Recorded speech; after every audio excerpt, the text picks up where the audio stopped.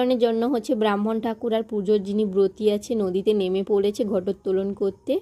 তো সব নিয়ম টিয়ম মেনে হচ্ছে ঘটোত্তোলন করে নিচ্ছে। আর ওই দিকে হচ্ছে পিচ রাস্তাতে হচ্ছে সবাই হচ্ছে বাজি টাজি ফাটাচ্ছে পিচ রাস্তাতে থেকেই, কারণ নদীর পাড়েই হচ্ছে আমাদের শ্মশান, তার জন্য তেমন একটা কেউ হচ্ছে নদীর পাড়ে আসেনি, সব ওপর থেকেই হচ্ছে ঘটোত্তোলন দেখছে। বাড়ির হচ্ছে সবাই ছোট ছোট ছেলে মেয়েদের সঙ্গে নিয়ে গেছে, তাই পিচ রাস্তাতে থেকেই হচ্ছে সবাই আনন্দ করছে।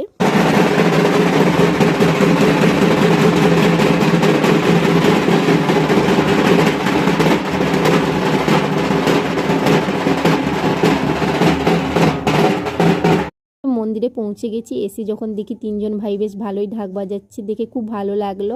এত অল্প বয়সে এত সুন্দর করে ঢাক বাজানো। ভিডিওটা তবে এই পর্যন্ত, সবাই সুস্থ থেকো, ভালো থেকো।